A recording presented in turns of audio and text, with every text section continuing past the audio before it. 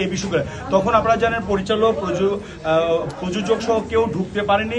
একটা বিরূপ পরিস্থিতির মধ্যে কর্তৃপক্ষের অনুমতি নিয়ে আমাকে এই কাজটি করতে হয়েছে। তাই আমি ব্যস্ত ছিলাম সেটা নিয়ে। আর সেখানে বিভিন্ন চ্যানেল ছিল, 43টা মেন স্ট্রিমের চ্যানেল ছিল, অনলাইন চ্যানেল ছিল, ইউটিউব ছিল। সেখানে যদি আমি কিছু বলতাম তাহলে ওটা রেকর্ড হতো, কিন্তু সেই কথা রেকর্ড কিন্তু কেউ দেখাতে পারে নাই।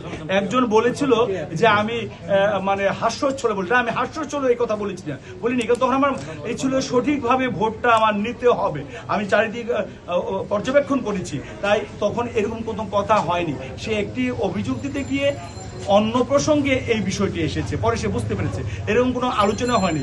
যদিও যে চাদরের বিষয়টা কিন্তু ভিডিওতে এসেছে, টাকা দিয়েছে না কাগজ দিয়েছে সেটাও কিন্তু ভিডিওতে এসেছে। কিন্তু আমি যে এই কথা বলেছি বা আমি কারোর সাথে এককভাবে কথা বলছি বা কাউকে রিপুনকে কোনো কথা বলছি, এরকম ভিডিও ফুটেজ কিন্তু 200-300 ক্যামেরার মধ্যে এক ক্যামেরাও পাইনি।